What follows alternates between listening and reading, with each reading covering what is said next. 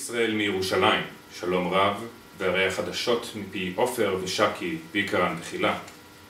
ימים קשים עוברים על כוחותינו, ימים מתישים, חוסר שינה, הרבה אף שמיים, מטלות מוזרות מטעם קרן אביחי ובעיקר חפירות. הקשר הישראלי-אמריקאי עומד להגיע לשיאים חדשים בקיץ 2008. הקיץ הולך להוות נקודת מפנה בשליחות למחנות הקיץ בצפון אמריקה. אחד מהסיפורים המרתקים שהתחקירניות שלנו נתקלו בו מתרחש לו אי שם בפריסון אונטריו. כן, יש מקום כזה. שם מצאנו שליח שהצליח לעשות את הבלתי יאומן. בואו נעבור לכתבנו לענייני קייקים וקנו. רפי, גם קנדה היא חלק מהפרויקט הזה. שקי, אליך.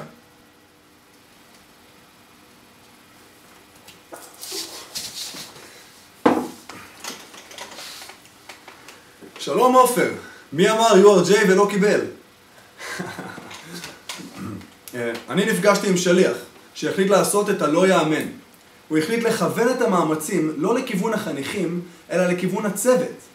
בין השאר הוא ארגן פעילויות גיבוש לצוות והוואי קבוצתי. בפעילויות אלה נוצרו קשרים רבים בין הצוות המקומי לבין השליחים, דבר שאפשר להם להותיר חותם משמעותי הרבה יותר על המחנה. עד כאן, בפריסון אונטריו, הבנות קוראות, אני הולך, בחזרה אליך, שקי באולפן.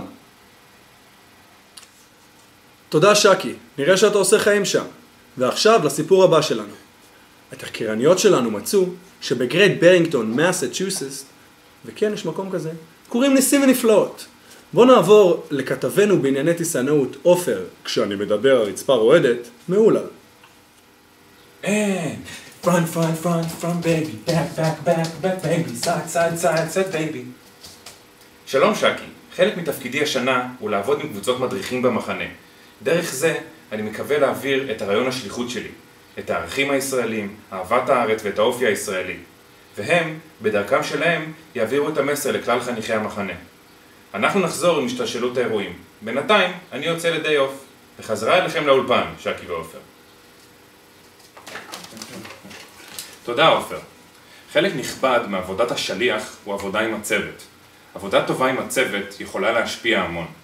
הצוות הוא קהל היעד שלנו, שאיתו אנחנו ממשיכים את התהליך גם אחרי שהקיץ נגמר. בגלל שהקהל בוגר יותר, אפשר להעביר תכנים הרבה יותר משמעותיים. ישראל בשבילם היא הישראלים. מה שישראלי עושה, משקף את ישראל. מה שבונה את הקשר החזק הזה, זה לא הנופים היפים, לא החידושים הטכנולוגיים, לא האתרים ההיסטוריים ולא האוכל הטעים, אלא האנשים, הבנות היפות, הצחוקים והחברויות.